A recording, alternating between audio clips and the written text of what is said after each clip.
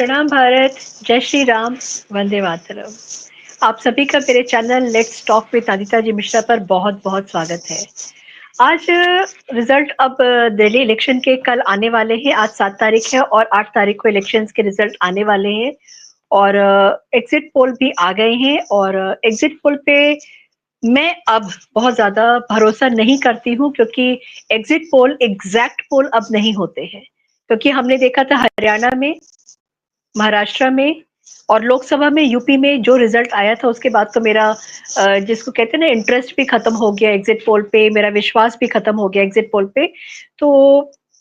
ठीक है, कोई बात नहीं, सबका अपना-अपना काम होता है, सब अपना काम करते हैं और मेरा काम है इस समय मेरा मूड हुआ कि चलते हैं ज़रा केजरीवाल को डिस्कस करते हैं।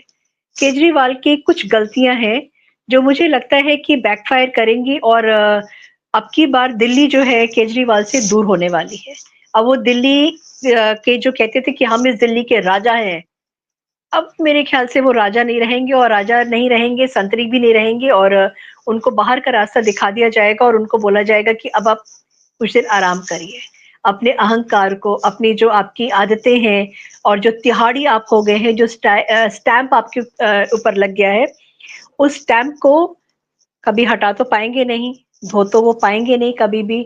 फिर भी कुछ तो कोशिश कर लीजिए। तो मैंने सोचा कि क्यों ना थोड़ा-सा बात कर लिया जाए। कुछ चीज़ें मेरा मन हुआ था डिस्कस करने के लिए कि what went wrong with Arvind Kejriwal और अब की बार अगर वो खामियाज़ा भुगतने वाले हैं, तो वो क्यों भुगतने वाले हैं? तो महिलाएँ, जिनको वो कहते हैं कि जिनको वो अपना एक बैकबोन मानते हैं, अपनी इस पॉलिटिकल जो उनका पूरा करियर है, उसमें महिलाओं को उन्होंने बहुत बड़ा एक जगह दे कर के रखी है और अब की बार अगर आपने ध्यान दिया हो तो रोती हुई सूरत बनाकर अरविंद केजरीवाल ने कहा था कि महिलाएँ अगर थोड़ा-सा धक्का मार दें, तो मैं वापस पावर में आ सकता हूँ। थोड़ा-सा धक्का का मतलब ये था कि अपने घर के जो मर्द हैं, अपने घर के जो बेटे हैं, अपने घर के जो मेल मेंबर्स हैं, उनको बोलिए कि वो भी बाहर निकलें और वो मेरे को वोट करें। तो महिलाओं ने उनको जो है ये सिंपैथी कार्ड उन्होंने एक बार पहले खेला था जब तिहाड़ से आए थे और लोकसभा में जनता ने उनको बोल दिया था कि नो एंट्री, हम आपको नहीं जिताएँगे। जब बोला था कि अगर आप मुझे जिताएँगे तो फिर मैं जेल नहीं जाऊँगा। मतलब कोर्ट की भी, लॉ की भी उन्होंने खिल्ली उड़ाई थी और जनता ने कहा कि हम खिल्ली तुम्हारी उड़ाते उड़ाते हैं और जो रिजल्ट आया था वो आप सभी को पता है। महिलाओं के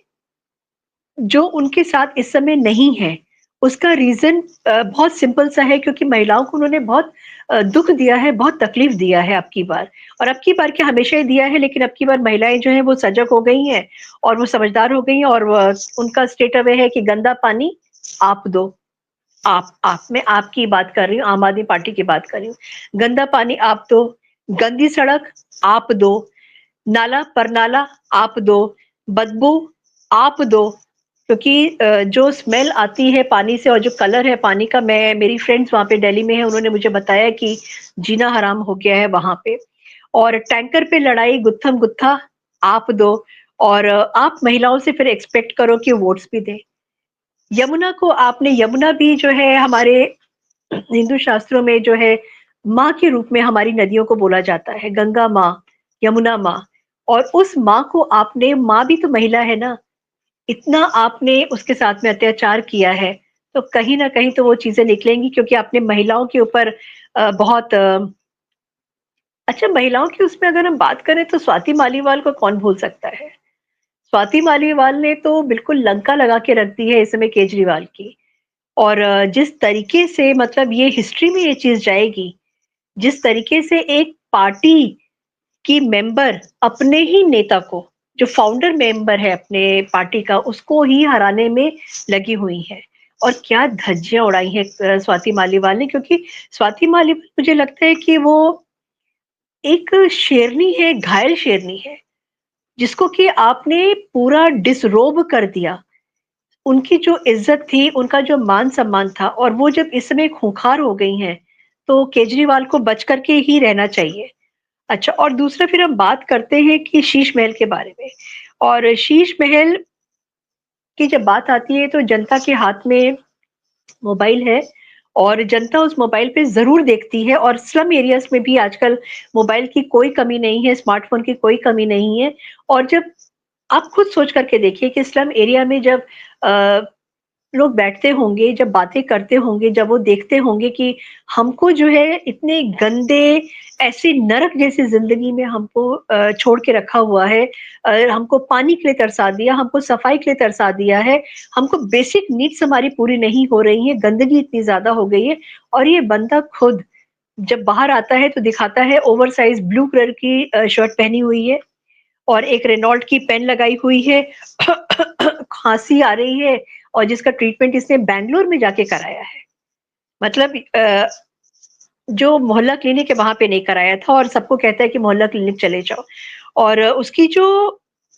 एक इमेज बनी हुई है कि मैं वैगन आर में चलूँगा, मुझे कोई बड़ा घर नहीं चाहिए। तो जो शीश महल की फ़ोटोज़ बाहर आ रही हैं और शीश महल की जो वीडियोज़ बाहर आ रही हैं, वो तो सभी देख रहे हैं ना। और भाजपा ने ये एक टाइमली मुझे लगता है बहुत ज़बरदस्त काम किया है और उसमें स्वाति मालीवाल ने, जिसको कहते हैं ना कि आग में घी का काम किया है स्वाति मालीवाल ने। उन्होंने जो उनका पॉडकास्ट मैं देख रही हूँ आजकल, अभी इलेक्शन से पहले उनके बहुत सारे पॉडकास्ट आए हैं, 3-4 तो उन्होंने मेरे ख्याल से किए, मैंने भी देखे। और उसमें उनसे पूछा एक पॉडकास्ट में कि क्या आपने शीश महल अंदर से देखा है? कैसा है? क्या वो सच में वैसा ही है, जैसा फ़ोटोज़ में है? उन्होंने कहा शत प्रतिशत वो वैसा ही है, जैसा दिखाया जाता है या हम लोग उसको देखते हैं। और कहती हैं कि बहुत प्राउडली केजरीवाल जब होते हैं तो उन्होंने बताया कि इस पूरे घर में हमने 5-6 करोड़ के हमने पर्दे लगाए हैं और एक उनका कालीन है, उनका एक कारपेट है जो 50 लाख का है। तो ये सब चीज़ें जब गरीब जनता देखती है और उस गरीब जनता को आप कहते हैं कि मैं आपके लिए घर बना दूँगा, मैं आपको ऐसी सड़कें दूँगा, मैं वैसा पानी दूँगा और ड्रामा कर के नल खोल करके दीवार में से शायद पीछे आरओ लगा होगा, कुछ कनेक्शन होगा, वहाँ से पानी वो खड़े हो करके घर में किसी के जाके पी रहे हैं। चैलेंज किया तो गया था, यमुना का पानी पी करके दिखाओ, यमुना का पानी छू करके दिखाओ। और वही पानी आप जो है पूरे दिल्ली में आप देते हैं और पैनिक क्रिएट करते हैं कि हरियाणा से ज़हर आ रहा है। ये सब चीज़ें सोशल मीडिया के टाइम पर छुपी नहीं हैं और अरविंद केजरीवाल के बहुत अगेंस्ट में चली गई हैं। और शीश महल में जो जिस तरीके के स्लाइडिंग डोर्स हैं जहाँ पर कि मैं तो बोलूँगी अरविंद केजरीवाल उनकी पूरी फैमिली बहुत आलसी है, क्योंकि उनको दरवाज़ा खोलने के लिए भी रिमोट चाहिए या सेंसर्स लगे हुए हैं कि हाथ भी ना लगाना पड़े, कुछ करना भी ना पड़े। और बाकी जो उनका सोने का कमोड है उसके बारे में तो मैं कुछ नहीं बोलूँगी क्योंकि सबको पता है उसके बारे में। बहुत सारी बातें हो चुकी हैं, लेकिन मैं मेन जो इस समय बात कर रही हूँ वो है कि स्लम एरियाज़ में जो जनता रहती है उसके हाथ में मोबाइल है और उस मोबाइल से जब वो शीश महल को देखती है और अपने घर को कंपेयर करती है, ये मुझे लगता है अरविंद केजरीवाल के लिए बैकफ़ायर करने वाली चीज़ है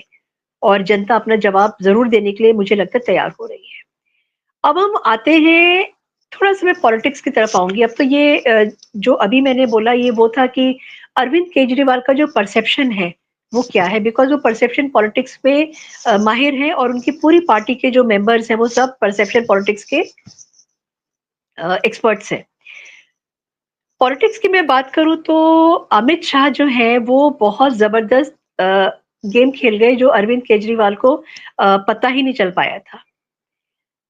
क्योंकि राहुल गांधी की तरह कुछ लोग हैं, जो अरविंद केजरीवाल को घेर करके रखते हैं और अरविंद केजरीवाल को उतना मतलब विश्वास है और कि उन्होंने जो बोला या उन्होंने जो समझाया अरविंद केजरीवाल क्योंकि ग्राउंड के नेता अब नहीं रहे हैं। तो उनको बोला गया कि आप औरतों को पटाओ, मतलब पटाओ इन द सेंस कि औरतों की साइड के साथ में आप खेलो, औरतों को आप ब्लैकमेल करो, औरतों को आप इमोशनल करो, तो वो आपको वोट देंगी। मतलब औरतों को उन्होंने बोला कि वो बैकबोन है अरविंद केजरीवाल की पूरी पॉलिटिक्स की। तो उनको अरविंद केजरीवाल ने प्रॉमिस किया ₹2100 और काउंटर में बीजेपी का आ गया ₹2500। और इसके बारे में तो सोचा ही नहीं था अरविंद केजरीवाल ने कि इस तरीके से भी मेरे को काउंटर कर दिया जाएगा। और ये इलेक्शन जो है, इस समय जो हुआ है, वो हुआ है straight away Modi versus Kejriwal. क्योंकि लास्ट में जब मोदी आ गए और मोदी के आने का मतलब ये होता है कि लोगों में एक विश्वास पैदा होना, लोगों में एक विश्वास आना कि हाँ, जो मोदी कह रहे हैं वो होगा। मोदी की गारंटी है। और केजरीवाल की जो गारंटी होती है, वो सिर्फ़ बोलने के लिए है, वो सिर्फ़ पेपर्स पर है, सिर्फ़ दिखावा है, ग्राउंड पर उतर कर के कुछ भी नहीं होता है। तो ये सब चीज़ें जो हैं पॉलिटिक्स में यहाँ पे वो मात खा गए हैं क्योंकि भाजपा ने जो चाल चली है, भाजपा ने जिस तरीके से अपना पत्ते खोले हैं और गली-गली जाकर के भाजपा के जो कार्यकर्ता हैं, उन्होंने जाकर जिस तरीके से काम किया है और लोगों तक बातें पहुँचाई हैं, तो मुझे लगता है कि यहाँ पर भी एक बैकफायर तो हो ही गया होगा। अच्छा और अरविंद केजरीवाल के बारे में जो अ, छुपी हुई बातें थी वो भी सामने आई हैं और इसका सारा क्रेडिट मैं दूँगी स्वाति मालीवाल को। क्योंकि स्वाति मालीवाल ने जो बताया है कि ही इज़ अ नार्सिसिस्ट वो बंदा जो है एक किसी पॉडकास्ट में उनसे पूछा गया था कि अरविंद केजरीवाल का पॉलिटिकल उनका जो एम रहा है वो क्या रहा है? तो स्वाति मालीवाल ने बोला कि अरविंद केजरीवाल हमेशा शुरू से प्राइम मिनिस्टर बनना चाहते हैं इंडिया का। मतलब इतने बड़े सपने और इतने बड़े एक चीज़ को लेकर के वो अपने दिल में पाल करके वो बंदा पॉलिटिक्स में आया है। वो जो सामने दिखा है वो वाला अरविंद केजरीवाल है ही नहीं जो वो असल में है। क्योंकि कहते हैं कि अरविंद केजरीवाल जो है वो गाली-गलौच करने वाला आदमी है। और अगर वो ये मैं जो भी बातें आपको बता रही हूँ, ये स्वाति मालीवाल ने बताई हैं और स्वाति मालीवाल ने बोला है कि अ, मैंने आज तक अपनी ज़िंदगी में इस तरीके का गुस्सा करने वाला आदमी नहीं देखा, जिस तरीके का अरविंद केजरीवाल है। और अरविंद केजरीवाल को जब गुस्सा आता है, तो सामान उठा के तोड़ना, पटकना और किसी की कोई इज़्ज़त नहीं करना, लेडीज़ की कोई इज़्ज़त नहीं करना, कार्यकर्ताओं की कोई इज़्ज़त नहीं करना है।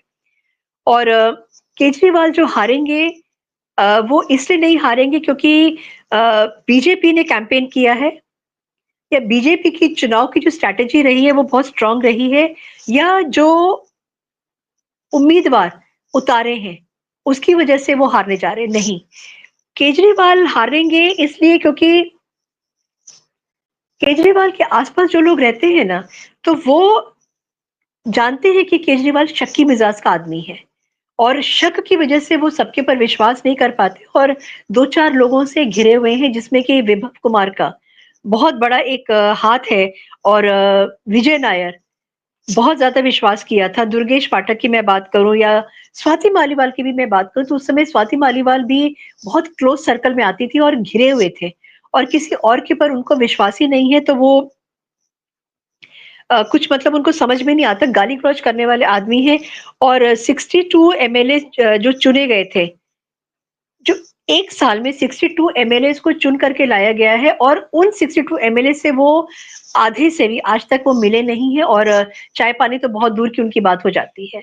तो ये चीज़ है जो बड़ा मतलब केजरीवाल को बैकफायर करेगी क्योंकि ग्राउंड में वो अपने ही कार्यकर्ताओं से दूर हैं और उनको ये मालूम ही नहीं पता लगा कि कार्यकर्ता जो है अब की बार उनको मिले ही नहीं। और बाहर से भागलपुर से और पता नहीं कहाँ-कहाँ से ट्रक में भर करके कार्यकर्ताओं को बुलाया गया था क्योंकि कार्यकर्ता दिल्ली में सुना था मैंने कि पे करने के बाद भी वो नहीं आ रहे थे क्योंकि जब वो जाते हैं बाहर ग्राउंड पे तो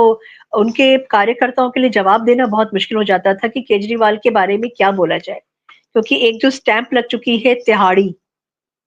जो तिहाड़ी है तो वो तो स्टैंप लग चुकी है, साथ में शीश महल है, यमुना है, गंदगी है, सड़कें हैं और मोहल्ला क्लिनिक है जहाँ पे कुत्ते घूमते हैं, जहाँ पर गंदगी इतनी ज़्यादा है कि आतिशी मारलेना ने मेरे ख्याल से किसी ने पूछा तो उन्होंने बोला कि नहीं, नहीं मैं तो कभी भी मोहल्ला क्लिनिक में मैं नहीं गई हूँ। तो जब एक सिटिंग सीएम अपने ही एक्स सीएम के बारे में इस तरीके से बात कर रहा है जिसकी बहुत ज़्यादा तारीफ़ करते हैं या स्कूलों की तारीफ़ बहुत ज़्यादा होती है, तो लगता है कि हाँ, अब जो है केजरीवाल का समय अ, पॉज़ पे आ गया है। दी एंड तो मैं नहीं बोलूँगी लेकिन मैं पॉज़ के लिए ज़रूर बोलूँगी। और केजरीवाल जो है वो बहुत कन्फ्यूज़्ड अटर कन्फ्यूज़ जिसको कहते हैं ना, वो इस चीज़ में अब की बार इलेक्शन में नहीं उनको डर है। डर लगा है केजरीवाल को, उन्होंने ड्रामे भी बहुत किए, मंदिर-मंदिर जाकर के घूमे हैं, वाल्मीकि समाज के जाकर के उन्होंने चरण वंदना किया है, लेकिन अंत में आकर के उनको कोई उनके पर अब विश्वास नहीं कर रहा है। और मैंने जो अभी बात बोली कि वो अटर कन्फ्यूज़ इसलिए क्योंकि फर्स्ट लिस्ट जो जारी किया था अंधाधुंध, मतलब बस कर दिया फटाफट जो समझ में आया था, और उसी में उन्होंने बहुत सारे विधायकों के टिकट काटे थे। और जब उनको पता लगा कि कुछ विधायक विद्रोह करने वाले हैं, तो उनके टिकट काट के उनको हटा दिया, और बदले में उनको जो 3 बार से ऑलरेडी चुने हुए जो एमएलएज़ थे, उनको लेकर के आए हैं। और उसका असर क्या हो रहा है, एक तो एंटी इनकम्बेंसी पार्टी की तरफ है, केजरीवाल की तरफ है, और वो 10 साल से जो एमएलएज़ थे, उनको भी लेकर के एंटी इनकम्बेंसी का एक माहौल बना हुआ है। और मनीष सिसोदिया को जगह बदल दी, और मार्लिना भी जो है वो कालका जी से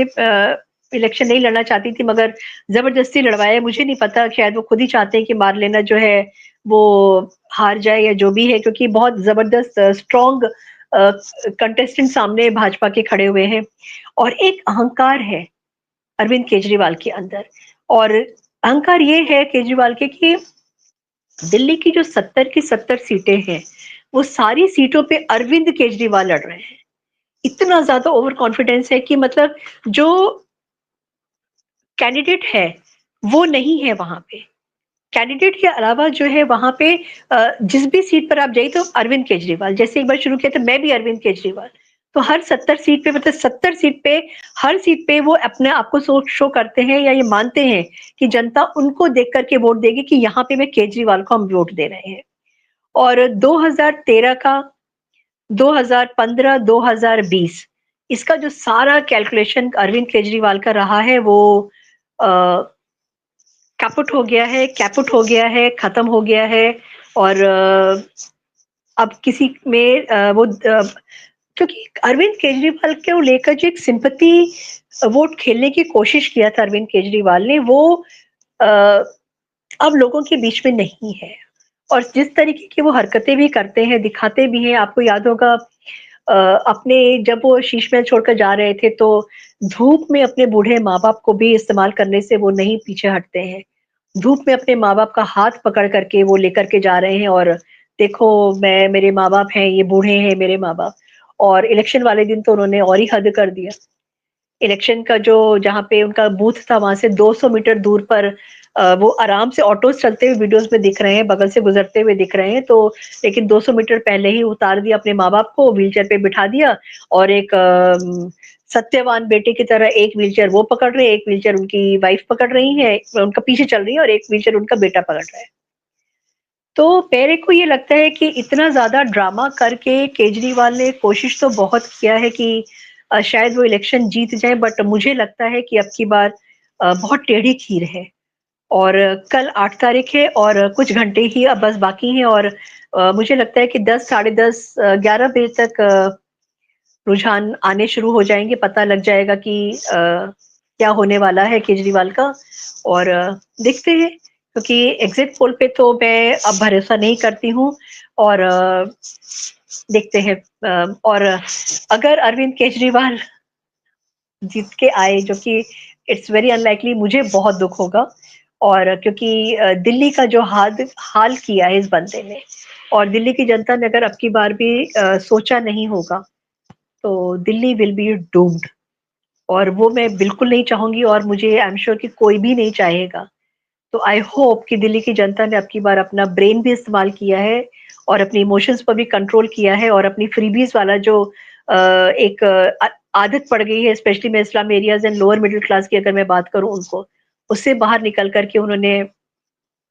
डेवलपमेंट सोचा है। उन्होंने अपने लिए एक बेसिक नीड्स का, जो एक हेल्दी नीड्स होती हैं, उनको फुलफिल होने का सोचा है, तो उन्होंने ज़रूर अ, अच्छे अच्छा वोट सोच समझ कर दिया होगा।